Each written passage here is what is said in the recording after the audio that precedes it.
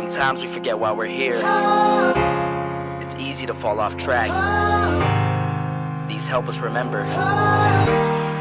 These battle scars don't look like they're faded, don't look like they're ever gone away. They ain't never gonna change. These battles. Growing up I had a dream, something no one else could see. Tell me what it means when your faith is falling beneath your knees and you can't breathe. Everything you see reminds you of what you're not or something you won't be. You gotta take what you're given, that's how we live it. Don't be mad at the system, it's simply how we've existed. I hear a lot of people talking like they politicians and choose to be an accountant because it's safe in the business. Not because they wanna do it, just because they heard it pays. And who the fuck wants to be poor knowing that's how we've been raised? Society is getting heavy, I can feel the weight. The pressure of success is like 100 million pounds of shame. And that's the reason I'm staying up late, trying to find a way to escape the stereotypes this day and age is making me feel like the only way I'll be happy is getting signed to a label and making money through rapping. I wanna share my emotion because this world is attacking the very principle of life that lets the people be happy. If you don't have a reason to breathe, why even live? These battle scars are impressions of everything that it is. Don't look like they're faded, don't look like they're ever gone away. They ain't never gonna change. These battle scars don't look like they're faded, don't look like they're ever gone away. They ain't never gonna change. These battles. Now, if I had a voice that reached 100 million people, I'd tell them there's a reason that we're all created equal. Cause some decide to be great and some decide a sequel to an average person's life is simply what they want to be. So you make your decision, all I know is what I'm given. Won't define the life I lead or the way I dwell in existence. I've seen a greater image on the walls of where I'm living, and the words twisted and scripted remind me of something written. Faith is a gift that is given down to the people. If one believes it, one receives it. It's given if it is needed. Don't ever think you're trapped in a life that you never wanted. Your options are infinite, that's some mathematical logic. I'm not saying I'm a prophet, I'm speaking for what it's worth. These lyrics define my prayers and these battle scars on my church. Not saying I'm a prophet, I'm speaking for what it's worth. These lyrics define my prayers, these battle scars on my church. Don't look like they're faded, don't look like they're ever gone away. They ain't never gonna change. These battle scars don't look like they're faded, don't look like they're ever gone away. They ain't never gonna change. These battles.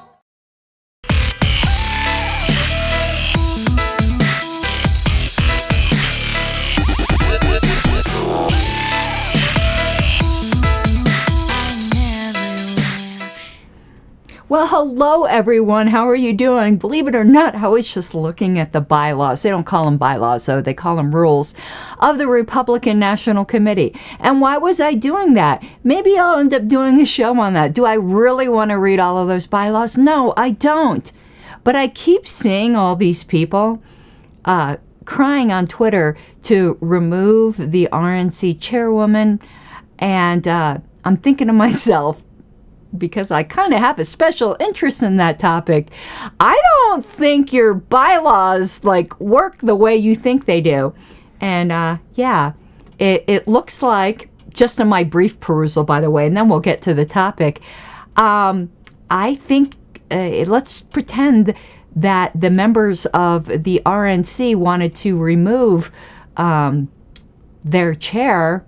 I think they got to go through the whole trial process, because it seems like the way the terms of office are described and their parliamentary authority is Roberts. But anyway, you mean people on Twitter don't know what they're talking about?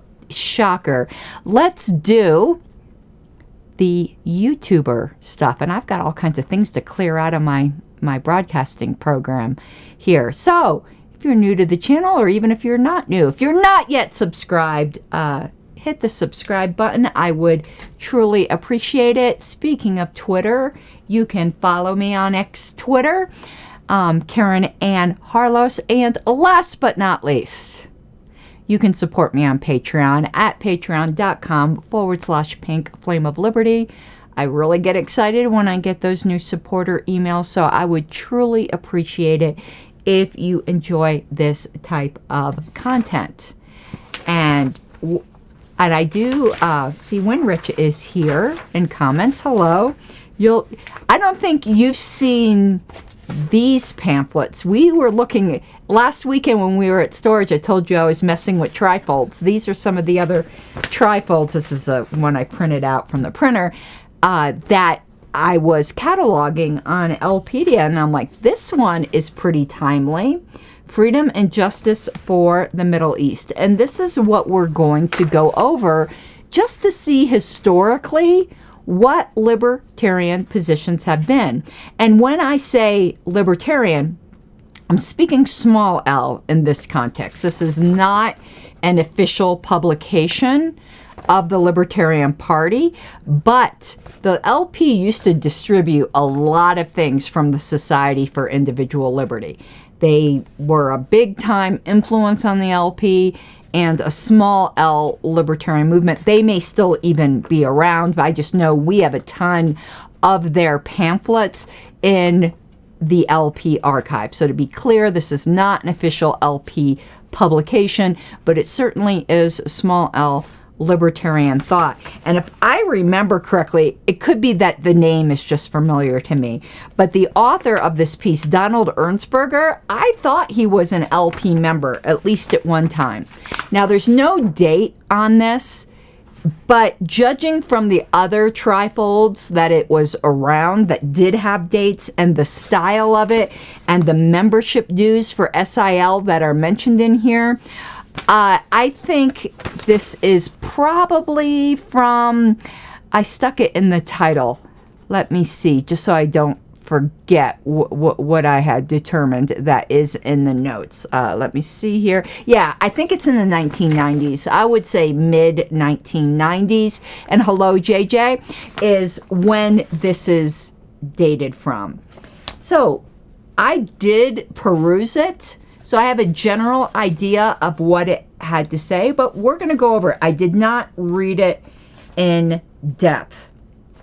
And maybe we'll be able to discern the date when we read it in depth. So let's go through and talk. Don't get triggered because I already know where this is going, and there's going to be some people who don't like it, but it is what it is. It's a piece of history. But from what I did briefly peruse, it's a point of view, or at least a line of libertarian argumentation that I think we need to consider. And most argumentation I'm seeing on this topic isn't coming at it from a libertarian viewpoint. Now, yeah, I am going to need to do a little bit of intro here because there's some things I need to make clear. We're obviously reading something from the 1990s, so it's not at all set in the context of recent events. But I do think it'll give some really necessary background. In light of recent events, without a doubt or equivocation, terrorist attacks are evil. I do not care what the background is that might help in understanding people's mindsets, but it does not help at all in any kind of justification. Let's get that clear right off the bat, because sometimes I think there's a lack of clarity in that point as well. Now, let's start to read. In order to understand the present situation in the Middle East, and it's funny, not haha funny, but funny like sad irony funny, that however old this is, and I do think it's about 30, no, math is hard. I do think it's close to 30 years old. There's always a situation in the Middle East, isn't there? One must realize that the conflict, which is often thought to be between hostile religious groups and nation states, is in fact a conflict between individuals over property and the exercise of personal freedom. And thank you so much, Casey Jones. I don't know what smoother crunchy. What is smoother crunchy? I'm thanking someone for a super chat, by the way. I should put comments up on the screen so it's not these like random comments that it seems like I'm making. I need to make this a little smaller so it's not intruding on my space. And hello, Stephen, as well. So all right, so it's framing it in obviously a libertarian context. Property and personal freedom.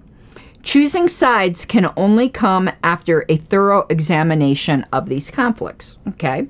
One must recognize from the outset, and oh God, this line is so important. So many libertarians even aren't getting this. If I have to hear another libertarian try to invoke the Ottoman Empire, I think Dave Smith really, really dealt with this point a lot. Libertarians believe in ownership of property.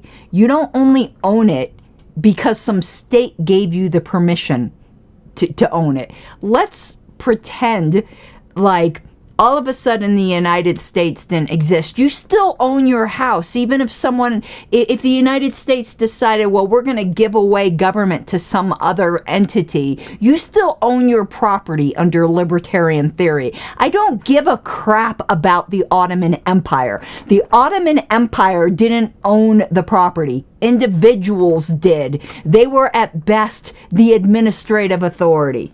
My God, sorry, that just is so irritating to hear libertarians do that. So one must recognize from the outset that what is important is not what government rules what land or what religion dominates what geographic area. Oh, and KC crunchy peanut butter. But how individual rights fare, i.e., do individuals have the right to choose their own way of life, religion, and use of their property? It is only of secondary importance what nation-state rules as long as it guarantees the right of life, liberty, and property. How do the rights of the individual fare in the Middle East? Now, that's a very important question that does come up a lot by libertarians. Sometimes in a real distorted context, I think, particularly in the ones who will be like, well, one culture is superior to the other. Okay, I mean, I obviously don't think all cultures are equal, but just because somebody might happen to be in a culture that we, with high value on individual liberties, may not think honors those liberties, that doesn't give you the right to then, as an outsider, deny them liberties that would be granted in a more liberal society, if that makes any sense. Before proceeding, several basic premises must be established. And here's the first one that people don't get. Land cannot be owned by religions, ethnic groups, or nation states. I shouldn't have to say this to libertarians. Land can only be owned by individuals and voluntary associations of individuals. The concept of Jewish lands or Arab lands is nonsense. Land does not have any religion or race. Number 2, land ownership can only be morally acquired in one of two ways.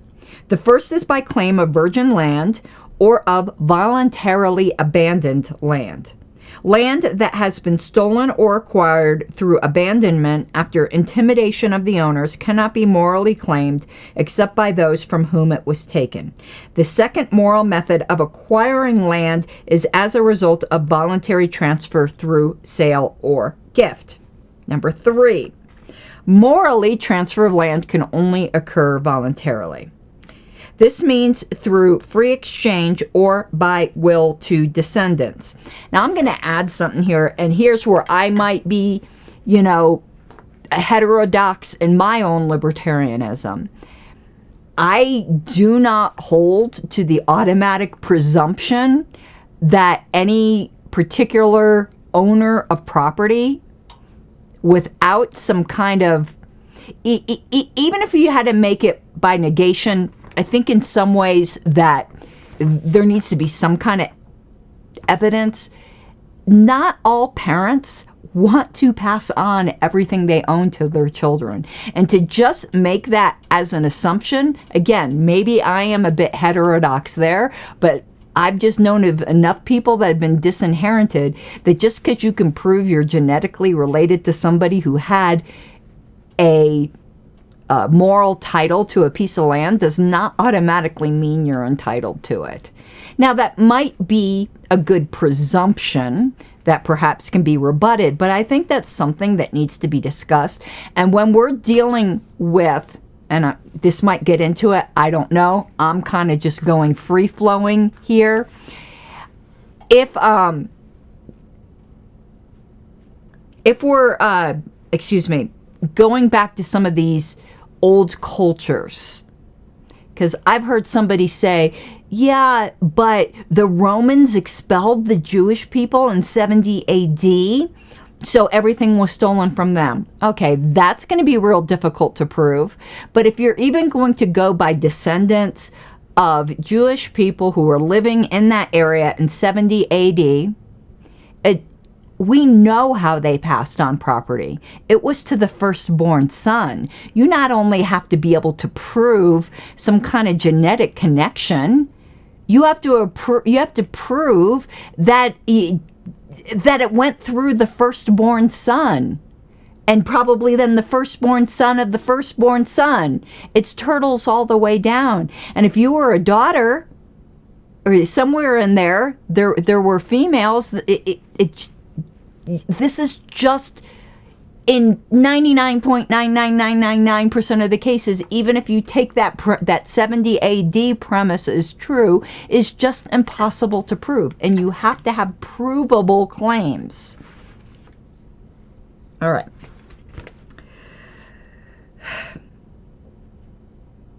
Okay, so morally, transfer of land can only occur voluntarily. This means through free exchange or by will to descendants. If A steals land from B and then sells that land to C, the land still morally belongs to B or his willed descendants. C is also owed back his money from A. When long periods of time have elapsed since the original theft, the burden of proof rests upon B or upon his descendants to prove they have a valid claim to the land. 4. Land ownership of an entire region can clearly not be handed down over 2,000 years unless specific claims by specific individuals to specific tracts of land can be shown! Exclamation point in this thing. Yes! Yes! This brings us to an important starting point for discussing the Middle East situation today, the ancient state of Israel. Land ownership at that time came about in two principal ways: through conquest of the peoples living in the Promised Land and through settlement of virgin land. With the fall of Israel, for a period of roughly 2,000 years, all land claims by Jews virtually disappeared. During this time, various totalitarian empires ruled the Holy Land, and vast areas of land were given to nobles of the empire. Those lands for which there were moral claims of ownership were those homesteaded by Semitic merchants, farmers, and herdsmen. Israel, as a Jewish state, existed only in the minds of the scattered Jewish people. Okay? With the rise of Zionism came Jewish immigration to the Ottoman Empire, which shifted to British control after Turkey's defeat in World War I. Despite British promises to the Zionists, land in Palestine remained either virgin, owned by individual Arabs, or recognized by the British as owned by Arab lords. This mostly being virgin lands, political niceties notwithstanding. Between wars, Zionists continued returning to Palestine. So far, no objection. That seems to accurately, though really succinctly, describe what was going on. A land survey taken at the end of World War II shows 49% of the land in Palestine to be owned by individual Arabs. I think Dave Smith had some slightly different figures, but proportionally the majority was owned by individual Arabs. 6% to be owned by individual Jews. I think he said 10%, but we're in the ballpark here. 6% to be owned by sultans or held as village commons, and 38% to be virgin land, mostly desert, with about 5% Arab pasture land used by nomads. An examination of the 6% owned by Jews shows that 9/10 was purchased from sultans and the rest from other Arab owners. Unfortunately, in the case of land bought from sultans, so I see where this is going. I haven't read this before. Going to argue that out of that 6%, some of it wasn't even owned legitimately because it was bought from sultans who got it illegitimately. But let's see if that's where it's going. And the rest, okay. Fortunately, in the case of land bought from sultans, Arab farmers were often expelled from their holding without payment. For instance, in 1922, over 40,000 acres comprising 18 villages were sold by sultans to Zionists, resulting in the eviction of 688 Arab farm families who, under virgin land theory, should have owned their homes and farms. And another case in the Jezreel Valley, sorry if I mispronounced that, 20 Arab villages were uprooted by Jewish buyers. Only an advocate of the feudal system could defend such actions. With the end of World War II came a flood of Jews to Palestine, and the question of land ownership became an issue. Jews acquired land in several ways: purchase from other Jews, purchase from individual Arabs, purchase from sultans and eviction of Arabs from the common lands, settlement of virgin land, or seizure from the Arabs. Of these methods of land acquisition, the third and fifth ways are completely immoral. Before long, open warfare broke out between Jews, Arabs, and the British. During the fighting, which led to a general war and eventual Israeli independence, even more Arab land ended up in Jewish hands. Some of this land was abandoned by Arabs who rejected the concept of a Jewish state, but most of this land was either taken by force or was abandoned out of fear of attack by Zionist terror groups like the Irgun. Never heard of the Irgun. IRGUN. Might need to look that up. And here's a key statement. The question of land ownership is the single most important issue in the Middle East, and I would agree. The British, the United Nations, they did not have the right to just out of whole cloth say, we're going to partition this land this way. They didn't own it. This should be something that libertarians are super strong on. This issue is at the heart of the current continuing conflict. Besides the issue of land, questions of what nation owns the Golan Heights, or what religion will colonize the Sinai, or what state will tax Jerusalem fade into insignificance. After 25 years of conflict, I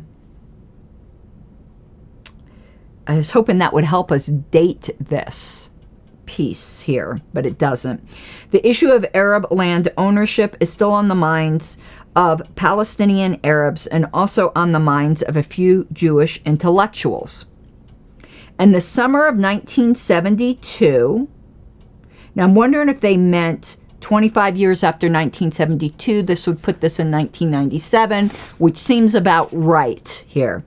A few Jewish leaders publicly urged that Arab inhabitants of the villages of Ikrit and Barum, might be mispronouncing, be allowed to return to their homes after 25 years. Unfortunately, Israeli leaders and Premier Meir rejected this plea. They stated that allowing Arabs to reclaim their, and it's in parentheses, stolen, land would set a dangerous precedent. A few Jewish leaders have had the courage to publicly comment on the morality of such policies. Rabbi R. Benjamin has written, "We Israelis have no right whatever to oppose the return of the Arab refugees to their land. We had no moral right to occupy the house of an Arab if we had not paid for it at its value. The same goes for fields, gardens, stores, and workshops. We had no right to build a settlement and to realize the ideal of Zionism with other people's property. To do this is robbery." I can't add anything to that. The sad report is that Israel, which has refused to even deal with the issue of Arab land claims for years, has now only spoken in vague terms of a lump sum settlement through the UN to Palestinian groups, completely rejecting the principle of individual Arab land claims. It should be clear, now this is where people are going to get upset. I'm reading which... It should be clear that until Israel reverses this anti-individualistic, anti-freedom course, no advocate of liberty can support Israel against its Arab neighbors. Now, again, the current issues with the terroristic attack aren't in view here.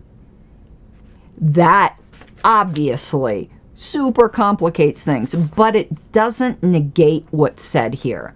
That issue of land ownership is certainly still an issue, but there's also the issue of the criminal terroristic attack.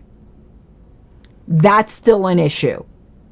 That's in the current foreground, but we can't neglect this background. This analysis is not complete, of course, without examination of the other two political factions in the Middle East, the Arab states and the Palestinian refugees.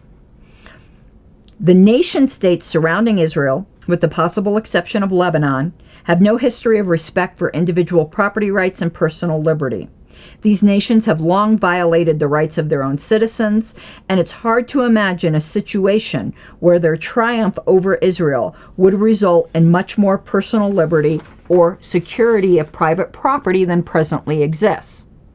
In fact, the most likely result would be a massive violation of legitimate Jewish land rights, because that's also in play here, by the seizure of properties acquired through voluntary means and virgin homesteading.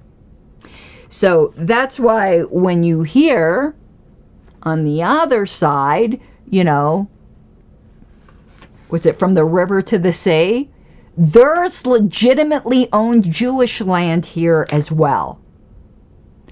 And the Arabs need to do some dealing with that. There is a lot of dealing with it to go to deal a lot of dealing with it to deal with here. Finally, we have the Palestinians themselves. It is difficult to make a general statement regarding Palestinian actions since there appears to be no unified movement or position of this group. I believe this has changed since this is written. You certainly can't. We need to look at it individualistically, and you can't impute positions to individuals who haven't taken them. But the claimed leadership of that area, I think we do know their position now, and the result of their position was the terroristic attack. Now, that wasn't in view here. I'd be really interested in what Donald Ernsberger would say in light of that, but that does not negate the underlying land dispute. Certainly, the most publicized element, the terrorists, okay, so they're, I mean, there's always been terrorists there, but Hamas didn't exist at the time of writing of this, at least I don't think so, demonstrate only anti-libertarian, pro-statist sentiments. However, a minority of Palestinians have openly stated that their goal is the return of private lands to the rightful owners, regardless of political boundaries, as long as rights are protected. It is this minority within the Palestinian community that true advocates of liberty and justice should support against Jews who would deny these basic rights to property, and against Arabs who advocate a mirror image of the present injustice. As with many crises and issues, both foreign and domestic, the American people have to ignore for the moment their cultural and patriotic proclivities in order to first decide which faction, if any, stands for freedom and justice. Supporting freedom and justice often conflicts with prevailing prejudices and short-sighted government policies, but in the long run, it is the only course which can end conflict. It would have been really great to hear the point of view from more current events. but from the analysis of the land issue, it's very apropos. And the rest of this is just information on the Society for Individual Liberty, which again, I do not know if it still exists. They used to put out some really, really great stuff. Oh, this might be able to date it. They have a quote from Murray Rothbard here about, not about this topic, but about SIL. And it says Murray Rothbard was with the Cato Institute. What time frame was Murray Rothbard with the Cato Institute? Because this quote here from Murray Rothbard says that. That might be able to help us in dating this. But I think by that 25 years and then referring back to 72, I think this is maybe around 97. But why did I think that Murray Rothbard left Cato around 1990? I don't know. That might help. What's interesting, Gene, is this exact booklet was also put out by ISIL. And for those of you who don't know, that's the International Society for Individual Liberty. And it seems like the two groups coexisted at one point. Because I don't have it uploaded yet to Lpedia, but this exact same booklet was also put out by ISIL. I'm going to take a look at that one when I get a chance, because that one might have a date on it, because they tended to update their booklets. So I have some that were one date and then an updated version came out, which we might take a look at those for some other issues. But I know this Middle East pamphlet also came out by ISIL. Maybe we'll do another show if I see there are differences between the two, or I can do an update if we get a date on it. For those of you who would like to see some of these things as I'm uploading them, let's pull up. I'm going to pull up on the screen here. If you give me one moment, I'm going to pull up Lpedia because I want to show you where you can find these. Obviously, they're not all on this issue. They've just put out some great pamphlets. Trifold. One moment. I'm finding it here. Non-LP. Here we go. And I'm going to share my screen. And I'm going to take that off. And let's share the screen here for a second. So, here's where you can go to Lpedia, look up non-LP brochures, trifolds, and rack cards. And you can see so far I just have SIL stuff up. I don't have ISIL stuff. But look at the topics I've got so far. And I've got about 40 more of these to put up. So you got the American economic system, solving the energy crisis, crisis in the cities. We already talked about the Middle East one, society without government. These are very anarchistic, by the way, as you can tell. Jarrett Wolstein is great. Military defense without a state, human rights, the libertarian concept, individual rights versus social rights, the question of gun control, a right to medical care, the labor theory of value, principles of liberty, censorship is on the march, justice in America, intolerance, the psychology of fear, inflation and its cure, free trade, the factory exploitation myth, drugs and the law, and the morality of capitalism. The libertarian movement used to put out some really densely packed informational brochures. And I know that's just not the thing today. The thing today is not as much text and all that, but I miss this old material. So I hope that you all found this interesting, even if you didn't agree with all the points. It certainly is a part of a historical point of view within the libertarian movement, and if I was able to accomplish that, I have accomplished my goal. So I hope you all have an awesome night. I don't think I'll be streaming tomorrow. Friday is normally my date night. Plus, here's going to come some TMI. Going to the doctor tomorrow because I don't know if you can see this bump on my face. It all of a sudden grew. I've got a lot of moles. It's just the skin type I have, which the doctors are always concerned that they can turn into something, and they remove them. So I'm probably going to have a Band-Aid on my face tomorrow, so I'm not going to want to be streaming. I've got one on my side too, so I'm probably going to be all razored off stuff tomorrow. So anyway, I know that was a bit of TMI, but I definitely will not be coming on camera with a wound, though it'll be there for a while. You remember, was it this side? Yeah, I got one removed from this side not that long ago. Okay. Saturday morning when Rich, if you're still here in chat, I will see you down at storage. Speaking of which, and I came home with some trifolds, so I'm going to get scanned up for you guys. And yeah, I think that is it for now. I hope you have an awesome night, and I'll probably see you on Saturday. Mi guapa, stay libertad.